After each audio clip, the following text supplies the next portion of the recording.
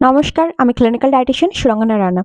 আজকে কথা বলবো প্রেগন্যান্ট মায়েদের ক্ষেত্রে। প্রেগন্যান্ট মাদারের ক্ষেত্রে এমন কিছু সুপার ফুডস আছে যেগুলো আমরা বলে থাকি প্রেগন্যান্সি ট্রাইমেস্টারে এইগুলো ইনক্লুড করাটা ভীষণভাবে হেলদিয়ার। First, egg. ডেইলি ডায়েটের মধ্যে 2টো করে হোল এগ ডেফিনেটলি ইনক্লুড করা উচিত একজন প্রেগন্যান্ট মাদারের ক্ষেত্রে। সিডস অ্যান্ড নাটস ভীষণভাবে ইম্পর্টেন্ট, কারণ এখান থেকে প্রচুর পরিমাণে ম্যাগনেসিয়াম পাচ্ছেন, পটাশিয়াম পাচ্ছেন, ফোলেট পাচ্ছেন, ভাইটামিনস পাচ্ছেন, মিনারেলস পাচ্ছেন। এইগুলো কিন্তু ভীষণভাবে ইম্পর্টেন্ট একদম প্রেগন্যান্ট মাদারের ক্ষেত্রে। তারপরে আসি ফ্রুটস। ডেইলি লাইফের মধ্যে ফ্রুটসটা কিন্তু ভীষণভাবে ইম্পর্টেন্ট।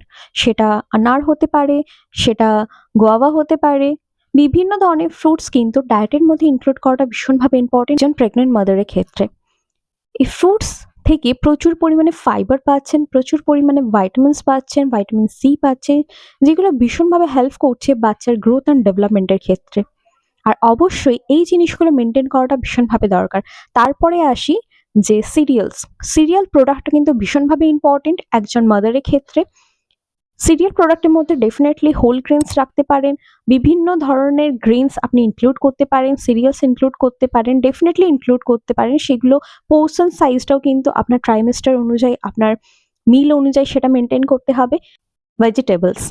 ভেজিটেবলসটা কিন্তু ভীষণভাবে ইম্পর্টেন্ট আপনার ডায়েটের মধ্যে। বিভিন্ন ধরনের ভেজিটেবলস আপনার ডায়েটের মধ্যে ইনক্লুড করবেন অবশ্যই। তারপরে সবথেকে main important part protein. Milk রাখতে পারেন, পনির রাখতে পারেন। যারা ননভেজ আছেন তারা ননভেজ ডায়েট রাখতে পারেন, যারা ভেজ আছেন ডেফিনেটলি ভেজ ইনক্লুড করতে পারেন। বাট প্রোটিনটা কিন্তু ভীষণভাবে ইম্পর্টেন্ট একজন প্রেগন্যান্ট মাদারের ক্ষেত্রে।